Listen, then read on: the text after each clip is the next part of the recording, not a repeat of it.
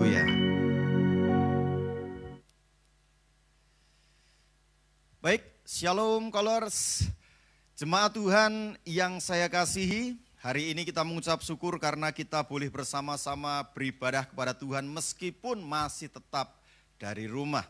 Nah, jemaat yang diberkati oleh Tuhan, hari ini kita memperingati kenaikan Tuhan Yesus dan rasa-rasanya tidak seperti biasanya. Kalau biasanya ada tatap muka, kalau biasanya kita bisa beribadah bersama, kita bersuka cita bersama, hari ini saya percaya saudara pun juga bersuka cita meskipun ada di dalam rumah, dan saya berharap sukacitamu tidak berkurang karena hal ini. Nah, Bapak Ibu yang saya kasih, saya mengambil sebuah tema dipilih untuk pekerjaan baik. Saya mau sampaikan kepada kita semuanya bahwa saya dan saudara ketika kita dilahirkan ke dunia ini bukan tiba-tiba atau Tuhan iseng. Tetapi ada sesuatu yang Tuhan mau kerjakan sehingga saya dan saudara ketika kita dilahirkan ke dunia ini, kita memiliki sebuah panggilan hidup. Dan ketika kita dipilih, saya lahir di Blitar, sekolah di Jakarta, pelayanan di Cikampek sampai dengan hari ini, itu karena dipilih oleh Tuhan. Saudara yang lahir di Siborong-Borong, tapi bekerja di Cikampek atau di Kerawang atau Purwakarta dan kemudian menjadi jemaat di Cikampek, itu juga bukan sebuah kebetulan. Ada sesuatu yang Tuhan kerjakan sehingga memilih saudara ada hari ini. Bahkan hari ini, saudara semuanya, Bapak Ibu yang sedang menonton acara hari ini juga bukan kebetulan karena saudara dipilih untuk sebuah pekerjaan baik. Nah, Bapak Ibu yang saya kasihi, Alkitab mencatat di dalam Efesus pasal 2 ayat yang ke-10, Alkitab mencatat begini, karena kita ini buatan Allah, sekali lagi, kita ini buatan Allah, diciptakan dalam Kristus Yesus untuk melakukan pekerjaan baik yang dipersiapkan Allah sebelumnya. Ia mau supaya kita hidup di dalamnya. Bapak Ibu yang saya kasihi, ketika Tuhan Yesus naik ke surga, saya mencatat minimal ada dua hal yang Tuhan akan kerjakan. Yang pertama adalah Tuhan naik ke surga, mempersiapkan tempat bagi kita semuanya dan nanti kelak akan datang kembali untuk menjemput kita. Yang kedua, Yesus naik ke surga agar Roh Kudus turun memberikan bimbingan dan pimpinan kepada kita semuanya, mengajar kita semuanya untuk apa? Untuk pada akhirnya memenuhi tujuan yang pertama, yakni saya dan saudara berada di dalam kerajaan yang sudah disiapkan oleh Tuhan. Jadi ketika Roh Kudus turun ke dunia ini tidak sembarangan. Ketika Roh Kudus turun ke dunia ini, dia membimbing, dia mengajar, dia menuntun, dia memberikan pertolongan, penghiburan, agar sekali lagi tujuan pada akhirnya adalah mempersiapkan kita untuk tujuan kita kembali kepada Bapa. Oleh sebab itulah Bapak Ibu yang saya kasih dalam nama Tuhan Yesus Kristus, perlu saya sampaikan ketika Yesus naik ke surga mempersiapkan tempat bagi kita semuanya, ada satu hal yang harus kita mengerti, bahwa ketika Tuhan naik ke surga, maka Tuhan mempersiapkan sesuatu agar selama kita ada di kerajaan surga, kita tidak bosan. Jadi orang tua itu kalau ngajak anaknya jalan-jalan, itu salah satunya adalah agar anak tidak bosan di rumah. Diajak jalan-jalan, lalu di satu tempat dia usahakan situasinya baik agar anak itu tidak bosan di tempat itu. Saya mau kasih tahu kepada kita semuanya, ketika Yesus naik ke surga, maka Tuhan mempersiapkan satu suasana agar saya dan saudara tidak bosan di sana. Dan salah satunya Bapak Ibu, ketika kita ada di sana adalah kita menjadi penyembah-penyembah, kita menjadi pemuji-pemuji itu yang dikatakan oleh Alkitab. Pak, kalau pujian penyembahan sesuatu yang membosankan, maka itu sangat mengkhawatirkan.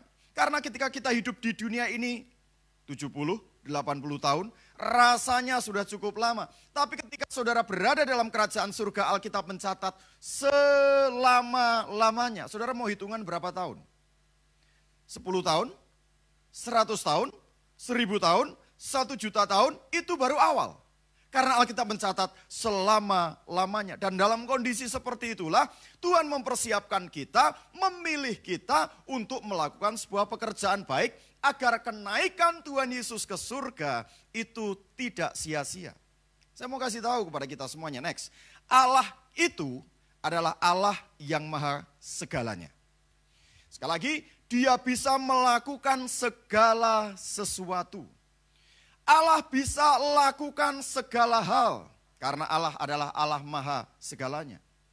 Namun, pada saat saya dan saudara, sekali lagi, Kristus naik ke surga, mempersiapkan tempat bagi kita, agar mempersiapkan juga tempat sebuah lingkungan yang tidak membosankan. Dan salah satu yang dicatat oleh Alkitab adalah kita menjadi pemuji dan penyembah, dan Allah yang maha segalanya itu, namun saat Anda dan saya menyembah, kita sedang melakukan sesuatu yang tidak bisa dilakukan oleh Tuhan. Sekali lagi, ketika kita menyembah, maka kita sedang melakukan sesuatu di mana Allah tidak bisa melakukan. Maka kemudian Allah yang kita sembah itu bersukacita. Bayangkan, saudara yang saya kasihi, betapa Allah yang maha segalanya itu akan senang karena apa yang kita kerjakan ketika kita memuji menyembah Tuhan, itu justru yang tidak dapat Tuhan kerjakan. Sekali lagi, Allah maha segalanya, tapi ada satu hal yang tidak bisa dikerjakan oleh Allah, yakni memuji dirinya sendiri. Maka Tuhan menciptakanlah saya dan saudara, sebab itu kita dipilih untuk melakukan pekerjaan baik. Dan saya mau kasih tahu begini, sebenarnya di surga kan sudah ada malaikat. Dan malaikat itu pun juga kekal. Kalau perkara memuji Tuhan, malaikat itu sudah bisa memuji Tuhan. Kalau perkara menyembah Tuhan, Alkitab mencatat malaikat itu salah satu pekerjaannya adalah menyembah Tuhan. Namun bagi Tuhan itu belum cukup. Karena ingat, saya sudah sampaikan beberapa kali, malaikat itu bukan anak. Sehebat-hebatnya, sebagus-bagusnya, secakep-cakepnya malaikat, Alkitab tidak pernah mencatat dia sebagai gambaran Allah. Maka kemudian manusia sebagai imago Dei, sebagai image, sebagai gambaran Allah yang bisa memuji Tuhan. Pak, saya mau sampaikan begini loh. Malaikat itu kan agung, mulia. Tapi bukan gambaran Allah, Pak. Konstruksi seperti ini, hidung pesek, badan pendek, gambaran Allah, Pak. Loh, serius, coba tengok istrimu kalau istrimu di sampingmu. Mungkin gendutnya sudah mulai tidak beraturan itu. Tapi gambaran Allah, Pak. Lihat anak-anakmu itu. Ada orang yang ngomong anakmu itu jelek atau anakmu itu bodoh. Dengar baik-baik, itu gambaran Allah. Giliran ibu-ibu lihat suamimu. Kumisnya sudah tidak beraturan juga mungkin. Tapi dengar baik-baik, itu gambaran Allah. Sehingga Allah harus menciptakan saya, menciptakan manusia, menciptakan kita semuanya agar kita bisa memuji nama Tuhan. Lihat hebatnya Allah menciptakan kita itu seperti itu. Maka tidak heran kemudian Allah itu menyebut sebagai bertahta di atas pujian umatnya. Kita lihat ayatnya ya. Haleluya. Kita lihat ayatnya di dalam Mazmur 22 ayat yang ketiga. Mazmur 22 ayat yang ketiga. Padahal engkaulah yang kudus, yang bersemayam di atas puji-pujian orang Israel. Jadi dengar baik-baik, Yesus naik ke surga, mempersiapkan tempat bagi kita semuanya. Dan salah satu tugas kita nanti adalah kita ini menjadi pemuji dan penyembah, itu salah satu tugas kita. Dan Tuhan membuat segala sesuatu itu tidak mungkin membosankan. Di surga itu tidak 1-2 hari, Pak. Tidak 10-20 tahun, tidak 1000-2000 tahun, tapi selama-lamanya. Dan salah satu tugas kita adalah memuji dan menyembah. Kalau pujian dan penyembahan membuat kita membosankan, maka surga bukanlah surga. Wow, kalau saudara tahu itu. maka saudara bisa memuji dan menyembah Tuhan. Saudara bisa bayangkan, pujian dan penyembahan ini mendapatkan satu tempat yang cukup baik, karena Alkitab mencatat Engkau yang kudus bersemayam di atas puji-pujian. Dan saya mau kasih tahu, dari mulut, nanti di Mazmur pasal 8, Alkitab catat, dari mulut bayi-bayi dan anak-anak yang menyusu telah Engkau letakkan dasar kekuatan untuk membungkamkan musuh. Apa itu yang diletakkan dalam mulut kita? Adalah firman yang jadi puji-pujian bagi kita semuanya. Oh, kalau saudara memuji Tuhan, ada sesuatu yang besar yang Tuhan sedang kerjakan. Sehingga enggak heran saudara yang saya kasihi dalam nama Tuhan Yesus Kristus, Tuhan membuat banyak hal karena begini loh. Saudara, harusnya tahun ini kan ada pilkada, termasuk Kabupaten Kerawang kan harusnya ada pilkada saudara. Untuk menjadi seorang bupati, maka bupati calon bupati banyak ngeluarin duit. Ketika dia sudah duduk sebagai bupati, maka dia melakukan berbagai hal agar posisinya, kedudukannya sebagai bupati tetap dapat bertahan. Saudara bisa bayangkan, kalau yang kudus ini bersemayam, bertahta atas hidup saya dan hidup saudara sebagai pemuji dan penyembah, maka Allah yang maha segalanya itu, yang memiliki segalanya itu, maka dia akan lakukan segalanya. Begini Pak, saudara punya duit banyak, saudara adalah seorang pengusaha, tapi ingin membangun sebuah rumah yang cukup nyaman untuk dihuni.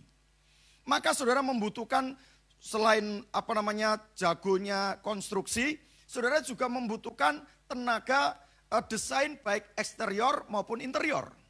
Nah semuanya sudah jadi, sekarang tinggal interiornya. Saudara memiliki duit banyak, saudara memiliki bayangan, lalu kemudian saya percaya karena saudara tidak bisa membangun interior dengan baik, lalu kemudian saudara akan ketemu dengan desain interior. Nah, kemudian saudara ngobrol-ngobrol.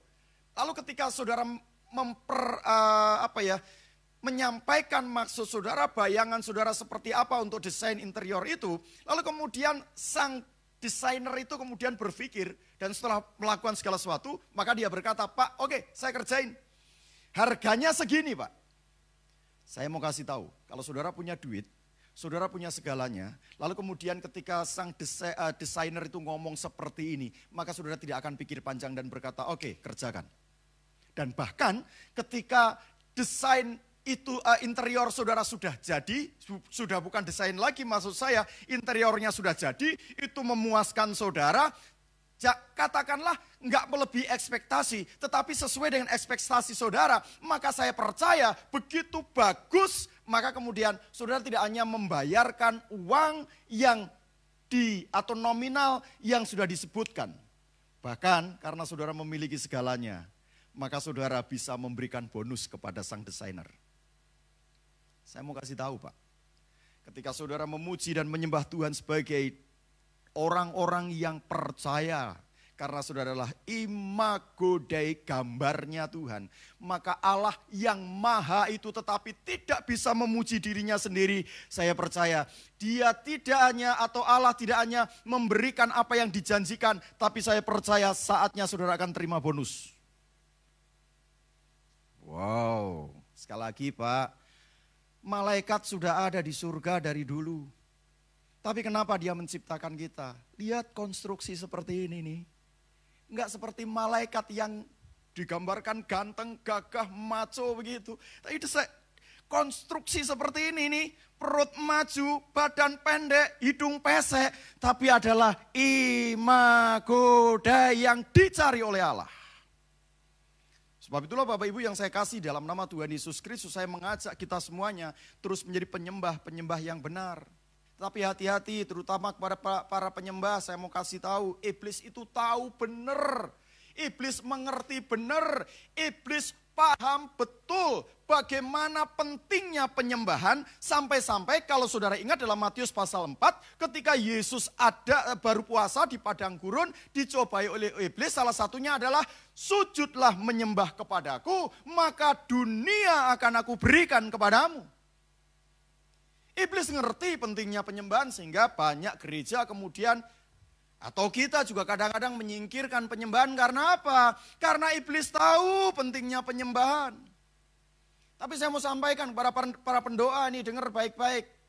Seringkali justru kita ditipu oleh iblis. Fokus kita bukan kepada Tuhan, fokus kita justru kepada iblis. Hati-hati ini. Dikit-dikit lihat setan, dikit-dikit lihat setan. Penyembah, saudara nyembah Tuhan bukan nyembah setan. Haleluya.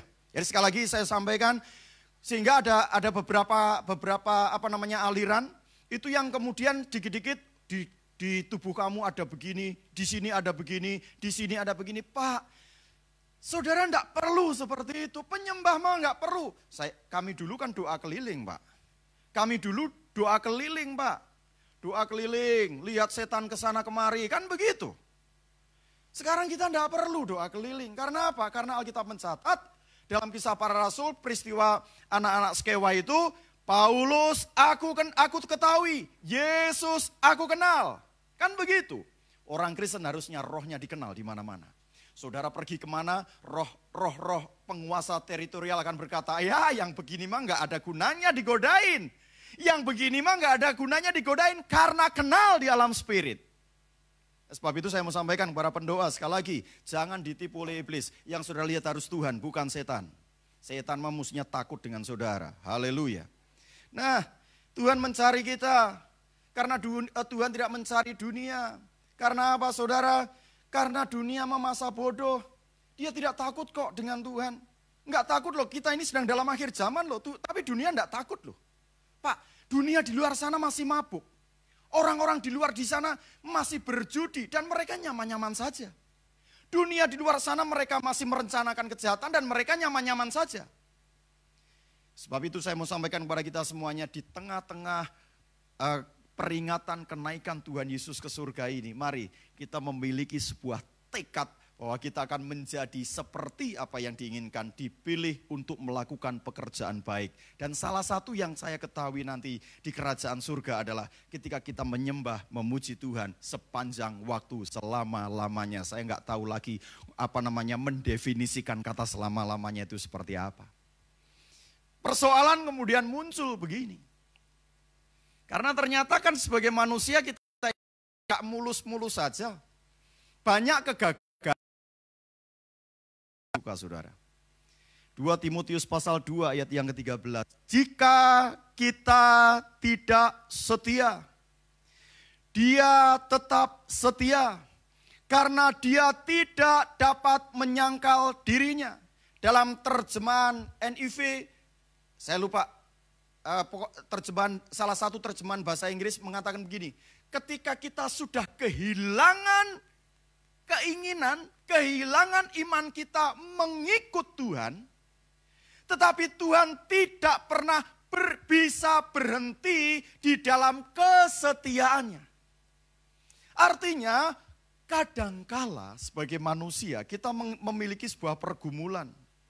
Dan pergumulan itu yang kemudian tidak jarang membuat kita mengalami kegagalan. Tapi dengar baik-baik, Allah itu setia. Dia tidak dapat berhenti di dalam kesetiaannya itu. Meskipun, sekali lagi, iman kita menjadi sedemikian lemah sampai kita kehilangan kepercayaan. Saya mau kasih tahu, kegagalan saudara tidak bisa membatalkan rancangan Allah atas hidup Anda. Benar bahwa kita mengalami kegagalan, kita memiliki kelemahan, namun itu tidak dapat menggagalkan rencana Allah. Orang Israel itu, dia dipilih oleh Allah loh Pak. Untuk apa? Untuk menjadi penyembah-penyembah, dipilih oleh Allah untuk kemudian menjadi berkat bagi banyak orang. Dan hanya karena Israel dipilih oleh Allah, maka Tuhan harus lakukan banyak mujizat agar Israel keluar dari tanah Mesir, lalu kemudian sampai ke tanah Kanaan. Selama di tanah Kanaan, saudara perhatikan 2 tahun pertama sudah siap masuk ke tanah Kanaan. Tetapi saudara ingat ketika peristiwa Yosua, Kaleb dan 10 orang pengintai masuk ke kota Kanaan. Lalu kemudian mereka berkata, sungguh tempat itu baik, tetapi orangnya besar-besar. Itu kemudian karena 10 orang berkata seperti itu, mereka mengalami ketakutan. Ada pendeta yang menyebut sebagai roh belalang. Karena mereka mengatakan, kami ini seperti belalang yang berhadapan dengan manusia, tidak ada artinya. 2 tahun pertama harusnya mereka sampai, lalu kemudian harus diperpanjang 38 tahun. Kegagalan Israel tidak pernah membatalkan janji Allah, mereka pewaris tanah Kanaan. 38 tahun bukan waktu singkat, Pak, meninggalkan Tuhan. 38 tahun bukanlah waktu yang singkat, mereka harus berputar-putar padang gurun sebelum akhirnya mereka bisa masuk ke tanah Kanaan. Itu pun tanpa Musa. Sebab itu, saudara mau join dengan siapa? Itu penting.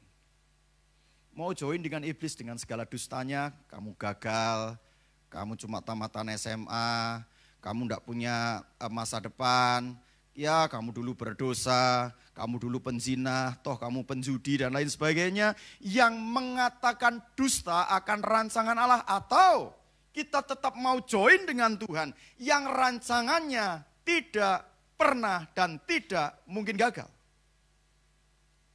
Sebab itu mari kita memiliki keintiman dengan Tuhan.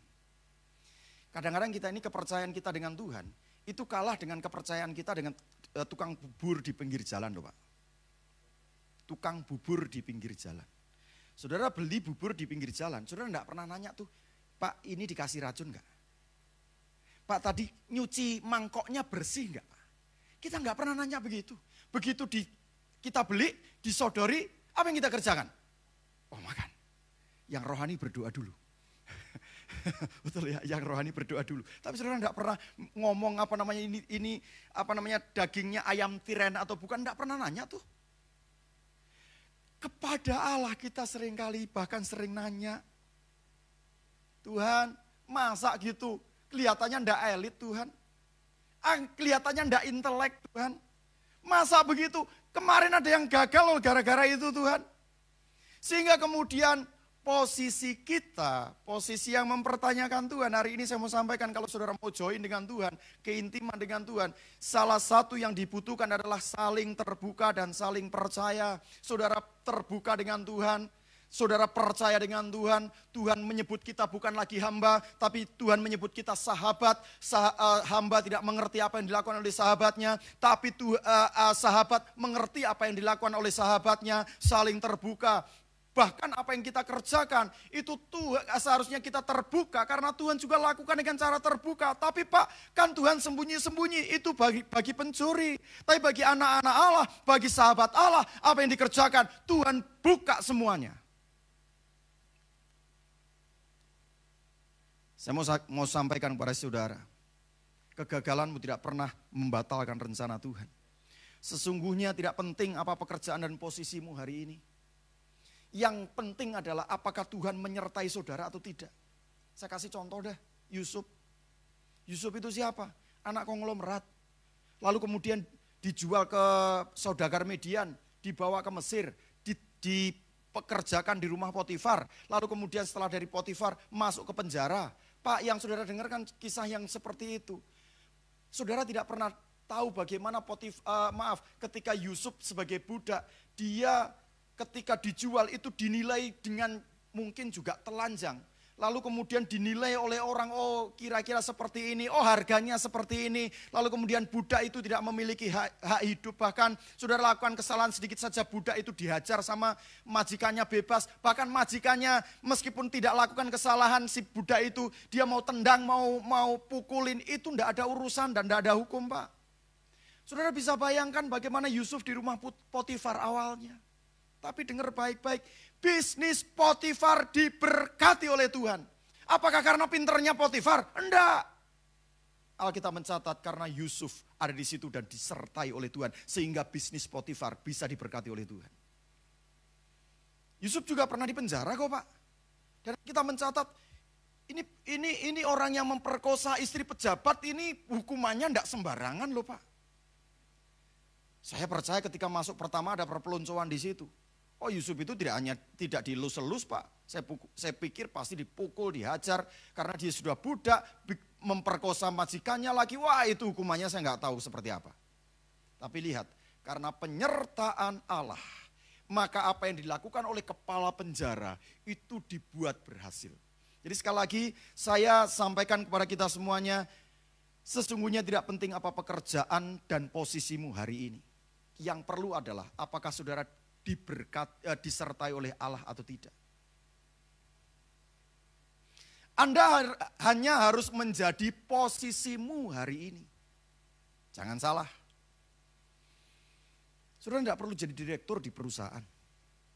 Karena Alkitab mencatat sekali lagi, pekerjaan yang Tuhan berikan, panggilan yang Tuhan berikan itu yang terbaik. Toh.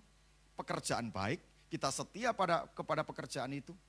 Hari ini sebagai penyembah-penyembah kepada Tuhan, termasuk ketika saudara bekerja di perusahaan, saudara tidak perlu harus jadi direktur, tidak perlu harus jadi manajer. Cukup posisimu hari ini, yang perlu adalah apakah saudara disertai Tuhan atau tidak. Sebab kalau saudara disertai oleh Tuhan, meskipun posisimu hanya sebagai operator, karena engkau operator disertai Tuhan, perusahaan diberkati oleh Tuhan.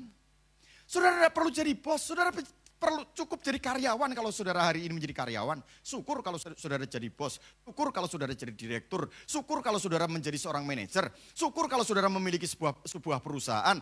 Tetapi seandainya saudara dalam posisi yang hanya sebagai karyawan, dengar, Potifar bisnisnya diberkati karena ada Yusuf. Saya rindu setiap tempat di mana saudara injak, saudara bekerja, tempat itu diberkati oleh Tuhan. Bukan karena bosmu, tetapi karena engkau ada di sana. Tapi jangan lupa, Yusuf itu ketika di penjara, dia kan diperlakukan tidak baik, baru kemudian setelah Allah menyatakan penyertaannya luar biasa dalam arti ditunjukkan kepada kepala penjara, Yusuf jadi orang hebat. Nah, yang luar biasa pada akhirnya, Yusuf mengalami promosi tanpa seleksi yang masuk akal. Pak, kalau seorang tentara itu untuk bisa menjadi pejabat kan dia harus lewat Lemhamnas, Pak. Enggak perlu. Yusuf tiba-tiba dipanggil masuk ke istana raja, didandani sedemikian rupa, langsung udah nggak usah mikir panjang-panjang. Orang kedua setelah Firaun, bahkan Firaun berkata, semua Mesir ini ada dalam perintahmu. Cuma aku dan tahtaku ini saja kelebihanku. Jadi hari ini kalau saudara mungkin sedikit dapat masalah di pekerjaanmu, lakukan tetap dengan setia. Ketika engkau disertai Tuhan, dengar baik-baik. Ketika Tuhan saatnya berkata, saatnya, maka promosimu tanpa seleksi yang masuk akal. Sebab itu, saya mau sampaikan yang penting penyertaan kita. Daud itu dosanya enggak main-main loh Pak. Daud itu dosanya apa? Merencanakan perjinahannya. Betul kan? Panggil Betseba, suruh ke kamarku. Sudah direncanakan. Merencanakan pembunuhan sampai melakukan pembunuhan, dan itu tidak main-main. Pasal berlapis, pasalnya banyak. Tapi dengar baik-baik Pak, ketika Nathan datang kepada Daud dan menegur Daud, dia berkata, Tuhan ampuni aku. Dan kita seringkali juga lakukan itu. Ketika kita sadar kita salah, maka kita berkata, Tuhan ampuni aku. Tapi setelah itu kita berpikir, Tuhan jangan sampai ada hukuman begini. Apalagi hukuman untuk istriku, hukuman untuk anakku, hukuman untuk suamiku, atau hukuman untuk yang lain. Jangan sampai Tuhan, kalau bisa jangan sampai ada hukuman. Tetapi Daud tidak lakukan itu. Daud ketika ditegur oleh Nathan, dia cuma ngomong begini, Tuhan jangan tinggalkan aku. Sehingga Daud menjadi raja paling berhasil di Israel. Karena sekali lagi, dia salah, dia mengakui, dia terima hukumannya. Dan satu permintaannya, jangan tinggalkan aku. Oleh sebab itulah, dalam kenaikan Tuhan Yesus ke surga, peringatan kita hari ini. Saudara dipersiapkan menjadi pemuji dan penyembah, karena nanti saudara pasti masuk ke kerajaan surga ketika saudara percaya kepada Tuhan. Dan itu pekerjaan salah satunya yang kita ketahui adalah memuji dan menyembah. Dan ingat, Tuhan tidak pernah membuat sesuatu yang membosankan. Bukan surga kalau membosankan. Saudara gagal, banyak orang mengalami kegagalan.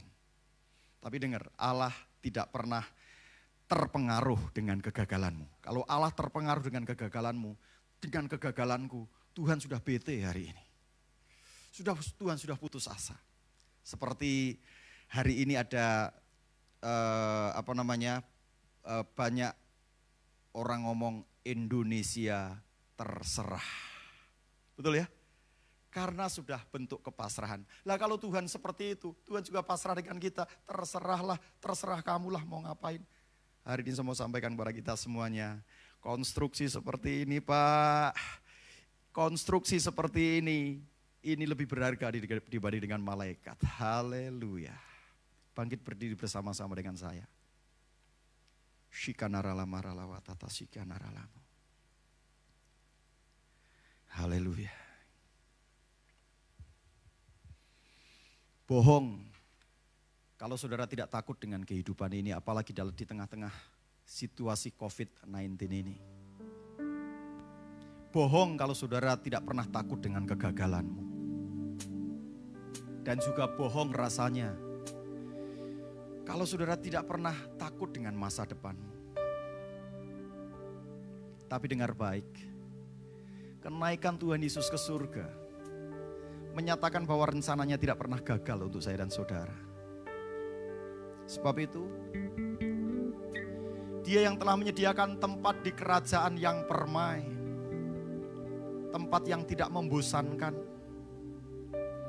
tempat yang tidak terpengaruh oleh perasaan kita. Pastikan saudara adalah orang-orang seperti itu. Dan sadari, siapapun saudara, saudara adalah imago, gambaran dari Allah. Shikanaralam. Kalau saudara pernah bersungut-sungut karena kondisimu hari ini, bentuk tubuhmu yang tidak seperti orang lain. Saudara bersungut-sungut dengan pendidikanmu yang rendah yang tidak seperti orang lain. Dan mungkin hari ini nasibmu kelihatannya tidak seperti orang lain yang bisa menikmati banyak hal. Saudara mulai bersungut-sungut untuk itu, kenaikan Tuhan Yesus Kristus ke surga memberikan pemahaman kepada kita. Kita berharga di mata Tuhan. Bukan seberapa besar proyek yang dipercayakan kepada saudara. Bukan seberapa besar proyek yang saudara selesaikan. Tapi seberapa pentingnya, seberapa besarnya penyertaan Allah atas hidup saya dan hidup saudara. Itu jauh lebih besar dan jauh lebih penting dibanding dengan apa yang saudara nikmati di dunia ini. Oh, saudara bisa mengerjakan banyak proyek dan saudara bisa menyelesaikan proyek-proyek itu dengan baik. Tapi saudara bisa nikmati itu hanya beberapa lama. Tapi saya dan saudara hari ini diciptakan. Kita dibuat oleh Allah, bukan hanya dibuat tapi diciptakan baru oleh Kristus seperti perkataan Kristus kepada seorang ahli Taurat yang bernama Nikodemus. Untuk apa? Karena kita berharga dan kita dipersiapkan untuk itu. Sehingga Yesus harus naik ke surga. Untuk apa Yesus naik ke surga? Karena Dia mau mempersiapkan tempat bagi saya dan saudara. Allah rela, Allah susah-susah Dia datang ke dunia ini. Allah harus menderita di dunia ini. Untuk apa? Kalau bukan untuk saya dan saudara nanti saatnya ada di dalam kerajaan yang permai itu. Kalau sedemikian besar kasih Allah dan sedemikian besar rancangan Allah untuk saya dan saudara, maka kegagalanmu tidak ada apa-apanya dibanding dengan kasih Allah. Maka kelemahanmu pun tidak ada apa-apanya dibanding dengan kebesaran kasih setianya yang dahsyat itu. Bahkan ketika engkau hari ini menjadi orang yang kelihatannya sudah kehilangan imanmu, begitu lemah imanmu, Allah berkata, Dia tidak bisa berhenti dengan kesetiaannya, karena Allah tidak dapat mengingkari dirinya sendiri.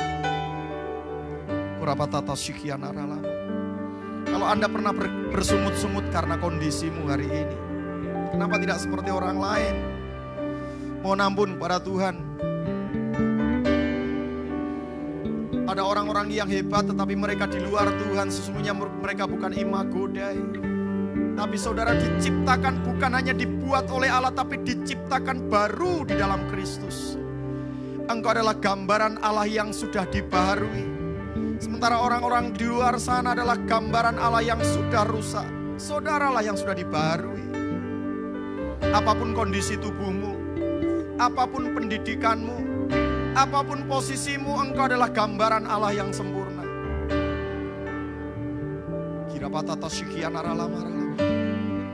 Mohon ampun kalau saudara pernah bersungut-sungut karena hal ini.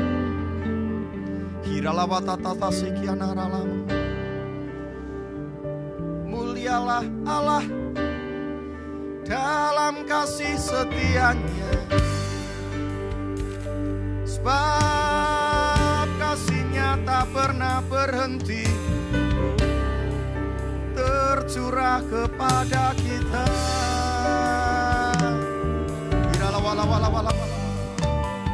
Saudara mulai mohon ampun.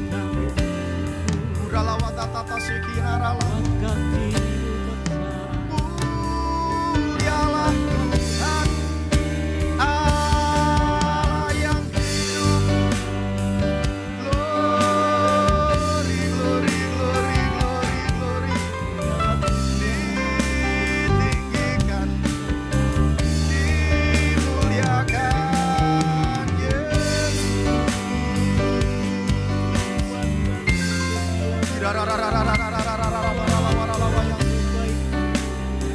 Mari mohon ampun kepada Tuhan. Mari mohon ampun kepada Tuhan.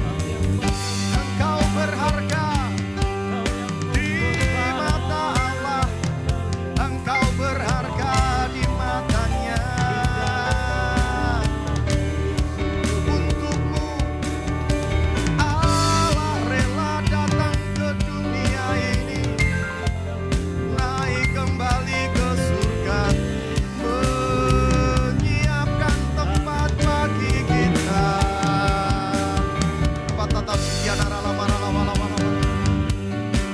Tadi saudara mulai mohon ampun dan pandang dirimu berharga karena engkau anak Allah. Bahkan untuk itu Allah rela mati, Allah rela menderita.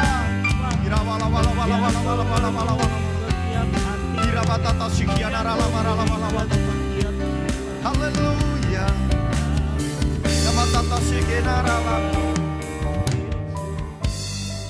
Haleluya. Engkau yang di rumah, kalau engkau pernah bersungut-sungut dan engkau menuding Allahmu tidak adil, kau boleh angkat tanganmu tinggi-tinggi.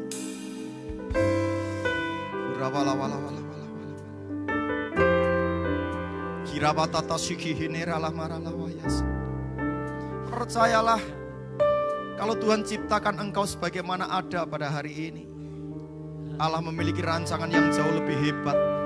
Bahkan Allah mempersiapkan berkat-berkat yang hebat untuk hidupmu. Dalam nama Tuhan Yesus Kristus, kiranya kekuatan anugerah yang baru tercurah atas setiap umatmu yang hari ini mengangkat tangannya. Dan biarlah engkau menyatakan penyertaanmu dengan lebih lagi ya Tuhan. Sehingga apapun posisi mereka hari ini, mereka menjadi berkat. Dimanapun mereka berdiri, dimanapun mereka berada, dimanapun mereka pergi, penyertaan Allah tidak pernah meninggalkan mereka Tuhan. Dan hamba tahu ketika penyertaan Allah terjadi, maka seperti Daud kemanapun pergi berperang memperoleh kemenangan, maka setiap umatmu kemanapun mereka berada, Tuhan akan nyatakan anugerah dan mujizat. Dan mujizat tidak akan pernah berhenti mengikuti mereka. Terima kasih Tuhan Yesus, terima kasih. Kami percaya Engkau di surga mempersiapkan tempat bagi kami. Dan kami tahu tempat kami sudah siap. Tinggal kami menyelesaikan panggilan kami di bumi ini. Dan ketika panggilan kami di muka bumi ini selesai, maka kami bersama dengan Engkau di awan-awan yang permai. Dalam nama Tuhan Yesus Kristus, mengucap syukur untuk kasih setia Allah yang dahsyat dan luar biasa. Mari jemaat Tuhan yang diberkati kita katakan bersama-sama. Amin. Tuhan Yesus